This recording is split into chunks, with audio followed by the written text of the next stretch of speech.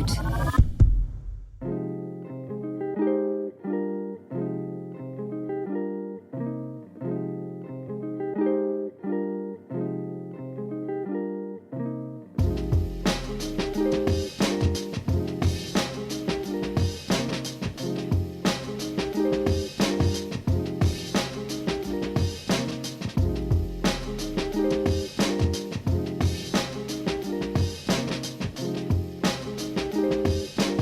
Welcome back to the Weekly Roast. How's it going, guys? How the hell are you? How are your hearts? And of course, how are your heads? Guys, what's going on? Thank you so much to everybody who has been listening to the show in recent weeks. I really and truly appreciate your support, and to everybody who has taken the time to send me a lovely message on Instagram at Megan Mark. Thank you so much. It's been a while since I've began the podcast with a bit of, nauseatingly honest sentimentality and earnestness. So I would just like to say very briefly that I've received a lot of messages in recent weeks from people who have read the book, and I haven't had the time to get back to all of you, and that's a genuine I haven't had the time, rather than, I got lots of messages about this dress. No, you didn't. Nevertheless, it is a genuine thing, because I like to reply to people when they message about the book, but I often find myself not in that mood, if that makes sense. And I say to myself, I'll come back to that later when I'm feeling a little bit more in the mood to talk about it, and then I end up forgetting. So I just want to say thank you so much to everyone who has been reading the book, particularly in recent weeks. It seems like there was a massive surge in sales ever since I started doing the travel writing when I was away. And I got a few messages from people saying, I'm actually buying the book as a result of reading the travel writing, which is amazing, but also, let's be honest, quite the departure. Do you know what I mean? You have to feel sorry for Mairead in Waterville, who loved my description of a chocolate croissant and cassis, and then went out and bought the book. And it's like chapter 4. On my third bottle of wine, I looked into the mirror and asked myself, who the hell am I? Nevertheless, who the hell am I? Guys, welcome back to the Weekly Roast. I'm here with my little baby right between my breasts. Kieran, how are we, boy? Morning, good day, afternoon, hello. How are those breasts treating you today, Kieran? Welcome back to the Weekly Roast, guys. It's the show where we crowdsource information, the woes of the country. You contribute every week with different things that are bothering you, and then we review and we roast them until there is nothing to be roasted less yet. Anymore? I don't know. Nevertheless, again, that's the third nevertheless in the opening segment. My apologies. As always, thank you all for your contributions. If you want to get involved in the show, or if there's something that you'd like us to roast, send me a message on Instagram at Megan Mark. Now look, the opening voice note of this show, I'm playing this one first because it's a little bit hard to decipher, okay? Every now and then we get some stuff into the podcast that's vague. It's ambiguous. It's like a Philip Larkin poem. It's got layers to it. It's hard to figure out the meanings behind the meanings and what each word represents. So I thought if we led with this one, we can then spend some time trying to dismantle it and really look beyond the poetry and figure out what the contributor is trying to say. Let's go. My mother-in-law is the biggest cunt in the world. And to be honest, if she was on fire, I would not piss on her. Now, I could say a lot more, but I don't think your podcast would be long enough for my ranting and raving about her. I mean, you've said enough. You've literally said enough already. I think the old refusal to douse the flames of her burning torso with your own urine is pretty that's the statement. That sort of is enough. That's all I need. You haven't left anything to the imagination. I've always wondered that situation. I wouldn't piss on her if she was on fire. What sort of scenario is going... where do you live? Do you live just outside the gates of hell? If she was on fire, what sort of untrained and unprofessional firemen, who most likely have water fetishes... What was that thing? What was the thing in last week? Water sports. What sort of perverted fireman's going to go, oh no, there's a fire! Dolores, lift up your skirt. Do you know what I mean? This is completely insane.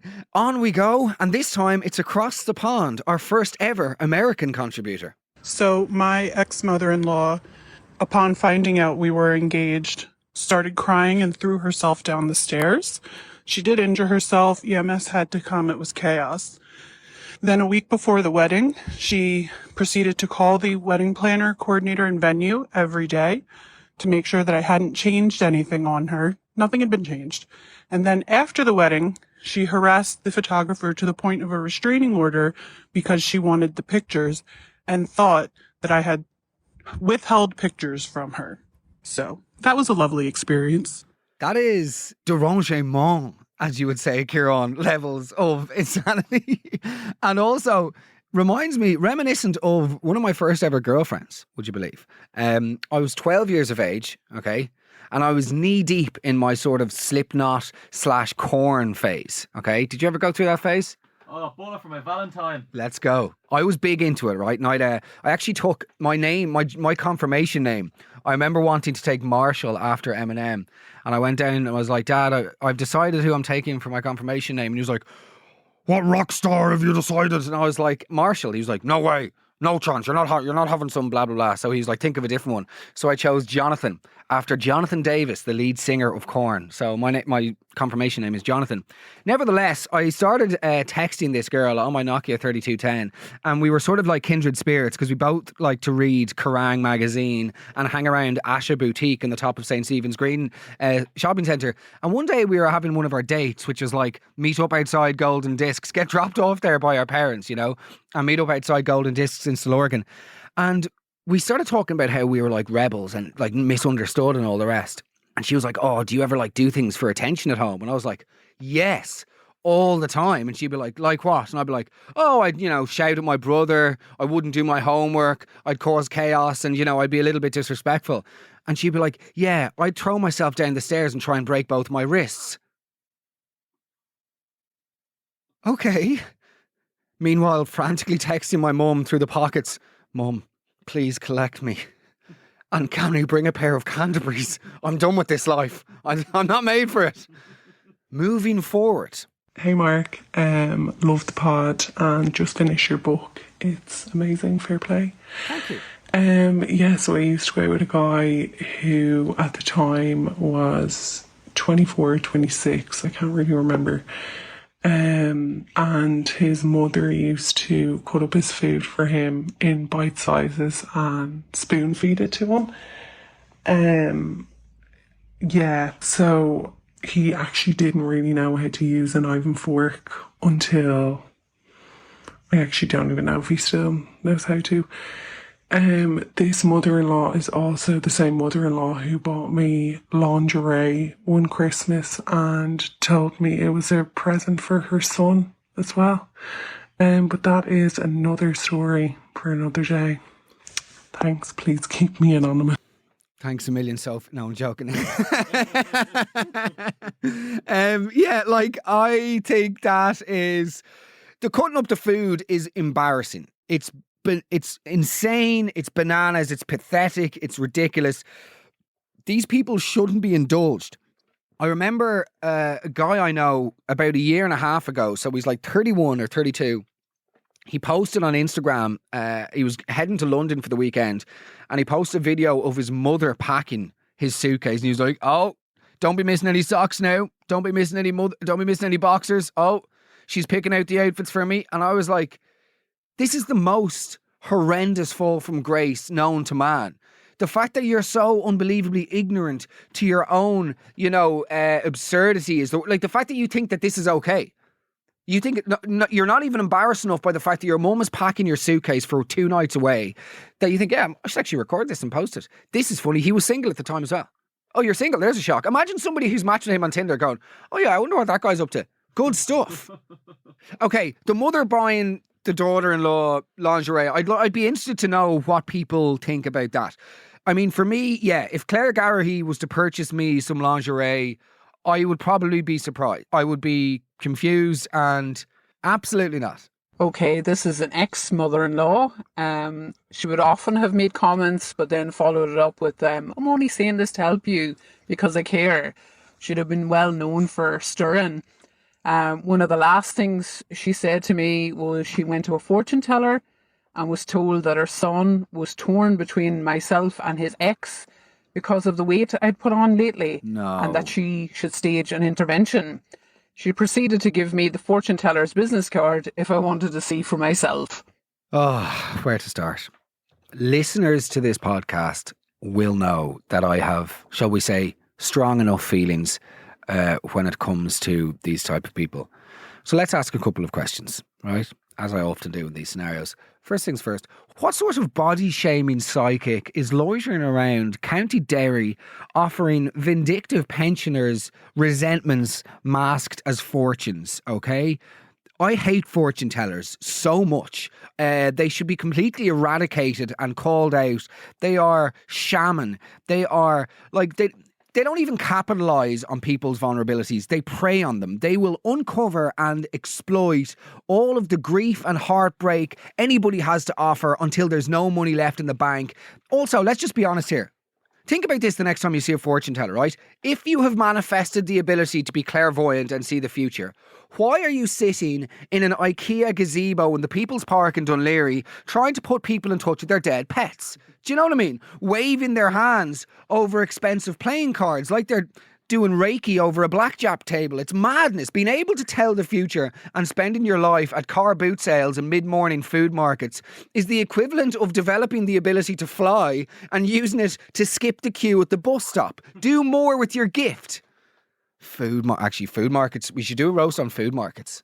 Oh, once you hit 30 in this country, everybody, you just apparently have to become obsessed with food markets. Oh, quick, fetch the leggings and gilets. There's a new farmer's market in Marley Park. Oh, brilliant. Let's go and get Kieran shaking his head at me because he went there last weekend. But like, I always find that people that work in farmers markets, they're sort of mildly patronising. Do you know what I mean? When they're selling their handcrafted wares. A mixture of bohemian hippies and ex-criminals. Oh, it's artisan. Artisan basically just means, if you're buying food at these markets that's artisan, it basically means at some point during eating it, you're going to taste a bit of earth. And apparently that's intentional, so they can charge you twice the price. I have never understood these food markets. What is the appeal? Okay, let me ask you this. What is the appeal in having 17 battered donuts, a foot-long burrito or a vindaloo at 9 o'clock in the morning, followed by sea salt fudge from the Aran Islands? This is just the lack of cohesion in these food choices. Do you know what I mean? Why am I paying €9 for a tray of churros that contains more oil than the UAE? Just because some guy made them in his garage and doesn't follow any health and safety protocol. Churros, by the way, the final frontier of socially acceptable food fit for human consumption. Churro. If I see somebody eating churros, I just lose all the respect is gone. It's vanquished. There's none left. You've lost the game of life. Although logic may play a somewhat irregular role in the pageant that is my adult life, it's present enough to understand that paying the best part of €50 for organic honey and slippers made out of sheep's eyebrows is not a good use of my money. Oh, but the honey is Manuka. Brilliant. Sell the gaff. I'd like a jar, please. €43 for a jar of Manuka honey. Absolutely derangé. Oh, but it's 50 plus C. You can't just slap a few integers in front of the description and expect me to pay twice the price. Let's go.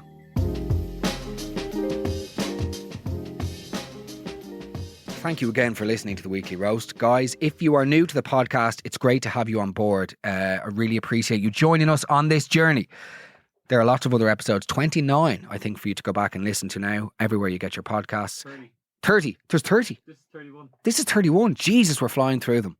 I think, in total of my previous podcast, the Sunday Roast, I think I only ever managed to get 31 over the space of like 4 years. Here we are. And here I am, sober as a judge, week on week. Let's go. The gifts of sobriety. Love it. Every day is a gift. On we go before I descend into gratitude, vomiting. Here we go. Now, I never want to be lost for words, but there was another evening that I literally had to pick the gob off the floor. So he picked me up from work and said I have to do a job for her uptown. So I was like, grand.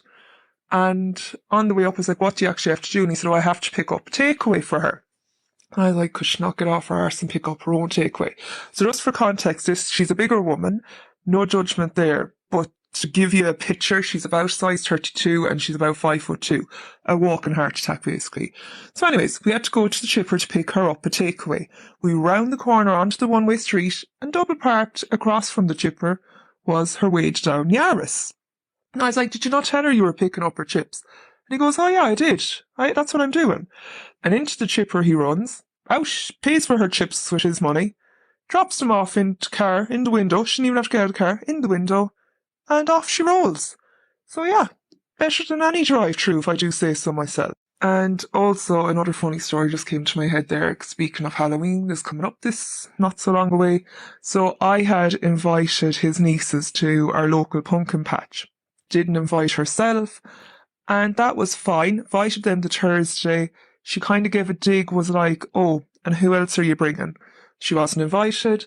And she had them on the Friday, and on the Saturday, the child actually had a fear of pumpkins. That pumpkins were scary, ghosts come out of pumpkins, scary pumpkins, and that was the end of the Halloween visit, or the pumpkin patch visit. So, needless to say, it's a mystery. Why was the child afraid of pumpkins? After a day of being excited, and next thing, a day with Granny, and the child was traumatised of frickin' pumpkins. I think I speak for the people of Ireland when I say, what was the chipper order? That's going to stay with me. I need to know what the chipper order was. All of that was insanity, okay? But the part of it that I liked the most was the handing the chipper in through a crack of the window. Do you know what I mean? Like she's some sort of caged bear. Do you know what I mean? This hungry battle axe just sitting, like feeding it in. Did you get like a little 7-Up and have it in the corner of the window? Like, you know, one of those hamster things. With the little silver straw thing for her to suck on. And she's sort of, oh, she's stirring. You know, moving over in her bedding with the straw around. Oh, you can't endorse or indulge this sort of behaviour. There has to, it should become more socially acceptable to intervene with our loved ones, look them in the eye and say, your behaviour is abhorrent. This needs to stop, okay? It's completely outrageous. Now, talking about the pumpkin patch, I hope she said and created a myth like, beware the pumpkin snatch. Because when little children go to the pumpkin patch, there's a pumpkin ghoul and he steals little girls and he takes them away and it's called the... Do you know, that would be good, wouldn't it? Genius. There you go. R.L. Stein quivering in his boots. If Onslow from Keeping Up Appearances had a clitoris. There we go. That is just... Don't have a go at Onslow, Mark. Because not so long ago you compared yourself to him in this podcast. On Eva. So we were at her cousin's wedding, and the next day her parents are dropping us up to collect the car from the hotel, and we got in the car and I was kind of half in the car and the mother was in the front seat driving, bent down to move the chair forward, and as she bent over it was just a little everyone kind of looked at each other and then we all just pretended it didn't happen. It was a bit strange, alright. Don't do the indignity of the impression. Can we hear that fart again? Everyone kind of looked at each other and then... Here we are. You know, in about 2 weeks, by the way, it's going to be 10 years since I first started doing comedy on the internet. When I first posted a video to Facebook about my beloved Susie. Does anybody remember that? Any OG, if you're an OG follower, you will remember the first ever video I posted, which was about my girlfriend Susie dying of a hangover. If anyone remembers, send me a message. I might post it for those of you who don't know it. Got like 10 million views. Oh. Bananas. I was first, like, and it just went viral. Like, it was the weirdest thing ever. And there wasn't a single glitch in the road thereafter. Not one. Okay, let's be real. If you're farting when you're bending down, that's like, it's a control issue. Do you know what I mean? And I'm reluctant to make too many gags, but at the same time, it's the most embarrassing form of fart, really. Like, without sort of doing, here we are, as I said, 10 years on from their original comedy, and we're now doing farts, literally just fart noises, laughing at fart noises, analysing the farts. This is the descent, as all comedians do. They invariably just become, and they regress, and they become poorer versions of themselves as time goes on. But to get into it, the type of fart, like, that is an embarrassing form of fart, you know what I mean? It's the real, just the bending over. Pathetic. Get out, Miriam. Just pull over at the Circle K here. Go get yourself a carvery and a sit down. Like, this is just, yeah. On Eva, let's go. Myself and my husband, we were going out for a good while, and I was invited over then to his parents' house. It wouldn't have been the first time I met his parents. I would have met his dad a good few times. And I would have met the mother probably once or twice, because she normally didn't really venture out very far. But I went in, and I'd say I'd only sat down for about 3-4 seconds, and she just kind of looked me up and down and said, are you fat because you like to eat cake? And I was like, no, but in my head I felt like saying I'm fat because I like to eat everything, but I actually didn't. At my mother-in-law's, and I was having a cup of tea and a chat, whatever, and I looked out the window and I could see my brother-in-law coming with his new girlfriend and bringing her in to meet the mother-in-law, the father-in-law for the first time. So she came in anyway, and she had, a nice brown t-shirt on and a short denim skirt. It was short enough now, a good bit above her knee, but I didn't really think anything of it, to be honest. So she was there for about an hour, and they headed off, and they were only gone out the door about 3 seconds when she turned to me and said, oh my God, her skirt was so short you could see America. I don't really understand that last one. The skirt was so short, you can see America. Anybody know what that means? Like, in terms of, I'm trying to think, like, is it because you can see between her legs? It's not because, like, something resembles, like, America, is it? Like the Grand Canyon or anything? No. That'd be too much of a, no. Bit of a jump. There's sort of a fault line of some sort.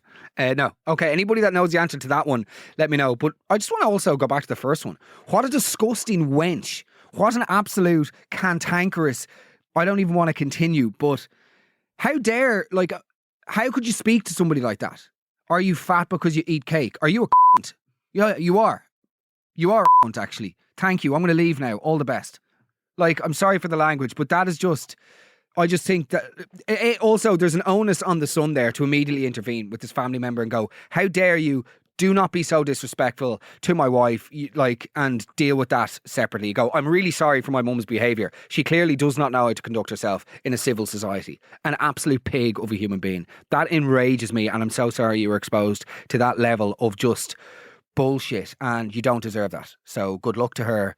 May she rot. Yeah, speaking of completely unforgivable, irredeemable mayhem, on we go. Long story short, but my dad had just passed away from cancer, and then about a month later I went out for drinks with my boyfriend and his mum, and then a couple of his mates were there as well, and she fully was hammered and then just leant over the table and was like, oh, your dad was so controlling with money and like everything else, and your mum's just so much better off without him. She needs to get out there on the dating scene.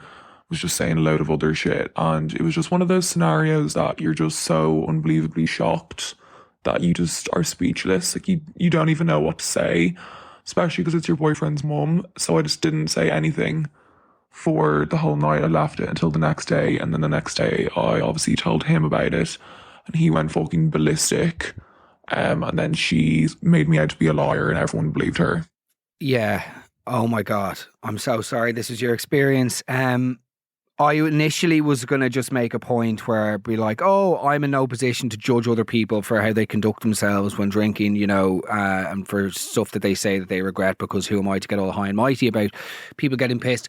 It's the fact that in the aftermath, she then tries to sort of gaslight you into saying that this didn't happen and turn people against you, that you just reveals, she shows you who she really is, which is just clearly an immoral cow. I am appalled for you. I think that's, I'm speechless. I'm genuinely speechless. There's a weird thing, like, and it needs to be discussed more often, I think, that like people don't know how to behave around grief, right? Like they really don't. It's a really strange thing that just, it's everywhere. Like grief exists every single day. In your workplace today, if you work, you will be surrounded by somebody grieving somebody. Or a pet, which is also something that should be more socially acceptable, to grieve and mourn publicly. But you know what I mean? Grief exists everywhere at all times, but we don't really know how to address it. People get so awkward. And I remember somebody saying to a cousin of mine, because we had lots of death in our family for a period of like 4 years. And I remember someone saying to one of my cousins, don't attribute to malice what can be explained by ignorance. And I love that. And I actually use that in lots of daily life now. Don't attribute to malice what can be explained by ignorance in terms of like, people aren't always being weird. If someone doesn't send you a text, maybe it's because they actually just don't know. Like people don't know how to deal with grief. They don't know how to approach it. They don't want to be bothering you. They don't, they don't want to say the wrong thing. So sometimes they say nothing and that hurts you. And it's all just a very unpredictable, challenging minefield. This, on the other hand, is a complete and utter loon, and she deserves to be chased down the N11 by two men with butterfly nets and sent to bed and then treated for some sort of detached... Like, it's an unforgivable way to speak to somebody, regardless of not knowing how to sort of tiptoe around the emotional minefield that is discussing grief with people. Bananas. And the podcast has taken a serious turn, so now we have to lighten it up. We've already done the fart gag, but we'll do something different. On y va. One day I was above drinking tea, and she said to me, she's like, oh, did you ever hear the story of father having an affair? And I was like, no. And she, anyway, proceeded to tell me, she's like, oh, my friend, John will call him, said he saw your father one day out in the boat with a blonde lady, and when they came in, he went down to talk to him, and the lady just walked straight past him, didn't say hello, nothing. And I was like, all right. And she said, and then the next day, same story again, out on the boat with the lady. I was like, all right. And I said, was this around the August bank holiday weekend by any chance? And she goes, it was actually, yeah, John was home. And I said, oh yeah, that was me. No, John said it wasn't you. And I said, it was me, like. And she said, no, John knows you, like. I was like, no, like, it was me. She's like, but sure, you would have said hello to John. And I was like, no, I wouldn't, like, John's a fucking pain in the hole, like. And she's like, well, I was also talking to her friend, Maureen, let's call her, and Maureen said the same story, that John had this. And I was like, but sure, like, I'm telling you that this is the story. And then she was like, oh sure, I suppose we'll never know. God rest his soul, like, my father is dead. And I was like, but sure, I'm telling you the story, like, and I'm, you know. And to this day, she's going around telling everyone that my father had an affair on the boat. And yeah, I don't know why, but that's the story. Did I ever tell you about the time that your father had an affair? What a ludicrous thing to come out with over a cup of tea. As if that's just like, oh, did you watch the match last night? Oh yeah, did I ever tell you about the time your father had an affair? Do you know? Completely ridiculous. It reminds me, that was me. It reminds me of, did I ever tell you about the time I was over in Florida? So about 5 years ago, in one of my colourful career choices, I ended up as a robot salesman in Brentford in London, okay? I was in between gigs, shall we say. It was one of the quieter times of the comedy career. And I got a job in selling robots in an office in Brentford. And one of the things I had to do is I had to go on a work trip to go over to the US, and I had to go to New York and Boston and then down to Florida to like research robots. Don't even ask, like. And we end up down in this place called St. Augustine, okay? And we're staying in this motel off like the motorway, which can only be described like it was like something out of No Country for Old Men, you know, like a proper, like one of those proper grim motels where there's like an ice machine, you know. What is with Americans in movies and their perverted obsession with going down to the ice machine? You've gone to this motel to flee a murderer who's chasing your family. Don't go for ice in the middle of the night. Have a lukewarm beverage and maintain your literal life. Do you know what I mean? Anyway, we go to this motel and then we have to go and meet this guy. We have to go down and meet some, you know, guy about robots. But we have a day free, and I had convinced a friend of mine from London to come with me on this trip to sort of accompany me, even though he didn't work for the same company. He just wanted to jolly up. So we go down to like the desk of this motel. We're like, oh, so we've got a day free. What's good to do in St. Augustine? She's like, oh yeah, you guys got to go down in St. Augustine and check out the old fort. We're like, really? Yeah. She's like, yeah. It's the oldest building in America. Oh, cool. Erected in 2006. Do you know what I mean? We're like, okay, how do we get there? Oh, yeah, you guys got to get Jeff. Great. Who's Jeff? Jeff, he does this shuttle in a town. He'll bring you right down there. Brilliant. Could you call Jeff? Oh, you want me to call Jeff? Yeah. Where are you guys going? Into town. Okay, yeah, no worries. Where are you? Yeah. Anyway, she calls Jeff. Jeff arrives down in the shuttle bus. Me and Nigel, my mate, get in. Yeah, where are you guys from? Dublin, Ireland. Oh, Dublin. I love Dublin, man. Do you? Yeah, because Americans all say that, but you never you're like, oh, do you? Yeah, man. I went over there. I wanted to get a pint of the black stuff. It was the greatest place I ever been in my life, man. Cool, Jeff. When were you there? Oh, I've been like 15 times. What? Yeah, I've been 15 times. I used to be the pro here in the local golf club. So this accent's a little bit not Florida, but it doesn't matter for the purpose of the joke. But anyway, I used to bring these guys over from the local club, and we play like Port Monarch Golf Club. We go out of Black Rock. We play Milltown. So I'm like, holy shit, Jeff, you actually know what you're talking about. Yeah. We went over to Kerry then. We did the Ring of Kerry. We played Waterville, Ballybunya. I played all those courses, man. Some really good courses. So what about you guys? Mark, what do you do? Oh, I sell robots. Fucking hell, how'd you guys get into that? Blah, blah, blah. Anyway, we have this amazing bonding session with Jeff. Turns out he's played all these Irish golf courses, like drank in all the places I was drinking in back then. Blah, blah, blah. Like, amazing encounter with an American. Drops us off. Have a great day. We go on the beer. We end up having food in this place called Burger Buckets, just Depressoville, Tennessee, albeit Florida. And we get home, go down to the desk the next morning. We're like, hey, we have to get into the old town. Oh yeah, you guys should call Jeff. Yeah, we know we've done this. Can we just get Jeff down, please? Yeah, where are you going? Into town. Grand. She calls Jeff. Jeff comes and collects us. We get on the bus. Hey, yeah, where are you guys from? Jeff, it's Mark and Nigel here from Dublin. Oh, Dublin, Ireland. I fucking love Dublin, man. Jeff, it's us. Look at us. Oh, we were with you yesterday. And he's like, yeah, I had 2 guys in here yesterday. You wouldn't believe it. From Dublin, Ireland. Jeff, how do you like, don't do this. That was the end of Jeff. Let's go. I mean, where to start? She definitely fills in for Satan when he needs to go on holidays and keeps the show running down in hell. She'd be guaranteed a VIP seat, I think, towards the end. She just was a horrible person, a complete elitist snob from nothing for coat no knickers. She basically ruled the roost. What she said went. I mean, I had a family occasion of a significant birthday of a family member, and last minute she organised a party that she demanded I attend, and I didn't. She also said that we would be moving to a site opposite their house, at which point I pointed out we already had a house on the other side of the country. Surprise, surprise, a week later her daughter left me. So, yeah, hell will be a special place for her. Good God. Yeah, well, I'm really sorry about that. What I will say is, I'm just, in terms of the hell stuff, so she's Satan's substitute. So she's filling in for Satan when Satan's on annual leave. But she also has a VIP seat.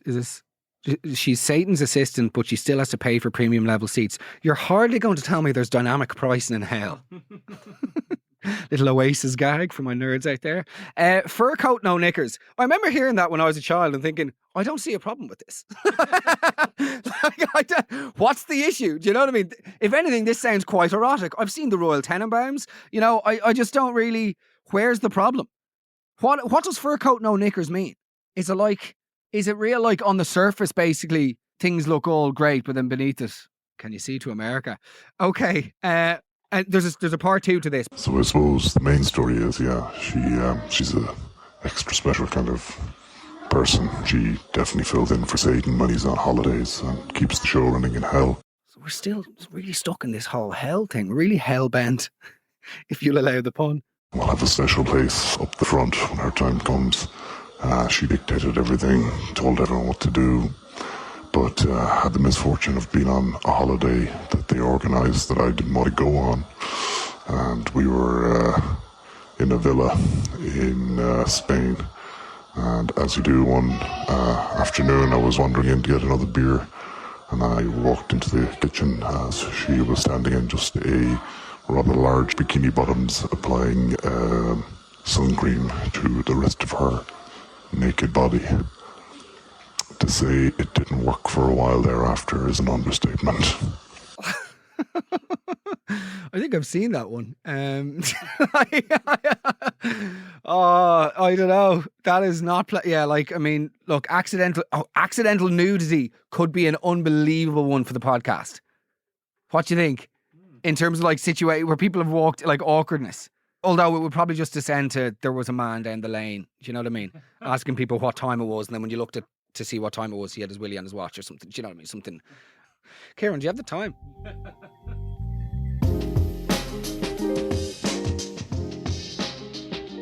Here we are, guys. final section of the podcast. Thank you all for enjoying, hopefully, and joining us on this journey today. If you're enjoying the show, as you know, send me a message. It always goes a long way. And again, I wholeheartedly appreciate all of the support with the book and just across the board in general over the last few weeks and months. Okay, final section. Let's lighten it up. Let's jizz it up, as my mum would say. On we go. So yeah, my mother-in-law called me out to the kitchen one day after dinner, and I see a bag load of her old bras up on the table, and she goes, "Oh, I was just going to throw these out because they're not a good fit on me anymore. They're in such good condition, it's a shame to see them go to waste. So there you go now, you can have those." I was absolutely horrified and politely declined, at which point she kind of nearly got insulted with me and seemed offended as to why I wouldn't take them and tried to reassure me that they had been washed. Hey love, stick your breasts in there. Time to see what a real bra feels like. Comfy, ain't it? None of that push-up Wonder Bra double cup nonsense. Just a good old-fashioned milk canister. Take one out there. Go on. I won't bite. Place it in my hand. I want to feel what the bra feels. Okay, maybe I will bite. Just a little. Okay, listen, you and your bag for life, bag of bras, should get the hell out of my life, please. That is completely derangement levels of Lawrence. On we go. Oh God. So an ex's mother found a pink thong with detachable fluffy pom-poms, obviously not for practical wear, between the cushions in the couch when she was house sitting. She returned them to me washed, but they were now like a grey blue, and the pom-poms looked like dead rats. Like, obviously a hot wash situation. Sorry, why are dead rats the first things that you'd compare them to? Stephanie, go upstairs and change into my favourite. Nothing gets me in the mood quite like a colony of rats swinging from your minge. Do you know what I mean? Like, this is completely fucking insane. Shaking the vermin that sounds like a euphemism. Novelty underwear for me is just it's nonsense. I don't understand why anybody would find that sexy, even in a pre-wash scenario. These underwear with pink pom-poms floating around the undercarriage. How is that erotic? Do you know what I mean? Different strokes for different folks. I get that. Different rats for different, I get that. But still, no. I've said this before. I've never understood that, do you want me to dress up? Not really. Oh, I could go as a police officer or a sexy office worker. Sexy office worker. What even is that? Could you actually just be an office admin? That'd be real. If you're offering discounted services on office administration, yes, I'd like that, please. I have a tax bill in November and I'd love somebody to reduce that by about 30%. So, yes, thank you. Oh, I could go as a sexy nurse. No, you're grand. I had 3 colonoscopies in 2023. So, nursing is arguably the last living altruistic profession. And there's dead rats swinging by your ass. No, I'm grand. Let's go. Basically, I was trying to grow out my daughter's hair so I'd be able to tie it up fully, and she took it upon herself to cut in a fringe while I was away. Came back and discovered that she now had a fringe, and ever since she's decided to keep topping up this fringe, even though I'm actively trying to grow it out so I can tie up her hair properly. I've made it known that I want to grow the hair out, that I know it was in her eyes, that I'm trying to clip it up. But yeah, every time I go away, there's a fresh fringe. This is insane. Like, when you go to Nana's house, you might think you'll get a few Capri Suns, do you know what I mean? Or a couple of hobnobs. You don't plan on walking out of there with a tree back and sides. Nana, put down the scissors, please. Edward Scissors, Nan. Do you know what I mean? I'm too busy trying to count the hairs inside Grandad's ears, Nana. Please don't come at me with the scissors. I appreciate you're trying to be an inner city Dublin barber, but I don't fancy getting a 3 back and sides, a slow fade, and a conversation as to whether or not I'll be going to Samhain Festival. This is just good luck. For last Christmas, my mother-in-law gifted me fishnet tights. Not only that, they were a size large when I was a size small, and it's also a gift I never would have worn before, nor had any intention to wear again. But the real kicker was, I opened it up Fortunately, not in front of her. We grabbed the gifts and ran. And then I'd open it in front of my partner, which is the shock. But inside is a box that were crumpled up and sellotaped back together. Size large. Again, not my size. And she thought this was a good and thoughtful gift, whereas I gifted something entirely more thoughtful. I custom made something, and this is what I got in return. There was no note to say why.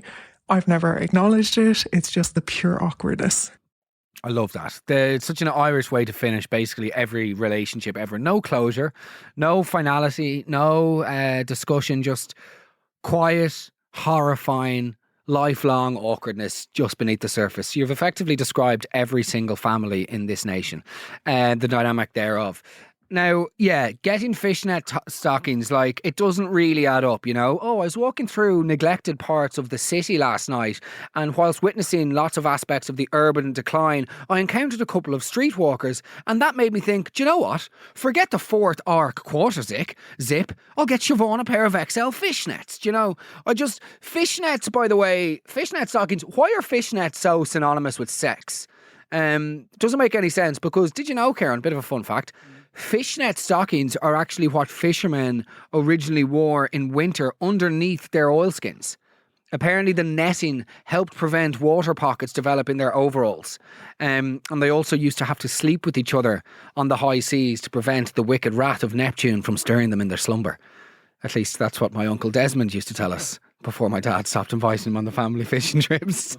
But yeah, fishnet stockings, they're associated with sex when they shouldn't be. What is erotic about making your legs and arse look like a Christmas ham? Do you know what I mean? I don't really understand. Other things that are associated with sex, even though they shouldn't be. Being able to dance. Nothing really, you should be able to just dance. Being French. I'd say she's mad in the sack. Why? Because she's literally one of 60. Having a tattoo. Oh, I'd say she's label in the sack. Why? Because she's a tattoo. She once made a reckless decision. Only joking. The tattoo lovers. Having a twin. That's a big one. Oh, I'd say they're constantly up to no good. Would you? You'd say that these twins are we've gone from them mildly looking alike to complete and utter incest very quickly. Being the daughter of a school principal. Movies and pop culture would lead you to believe that that's just an immediate sex beast. Librarian is a mental one. Do you know, librarian, have you, not been funny, have you do you know many librarians? We had a fantastic librarian growing up in Dean's Grange, but an erotic tale with Fuicha wouldn't exactly be a page turner, if you'll allow the pun, more of a book burner. No. Yeah, fishnet stockings, I don't know. They're also quite itchy as well. If you've been wearing them. Oh.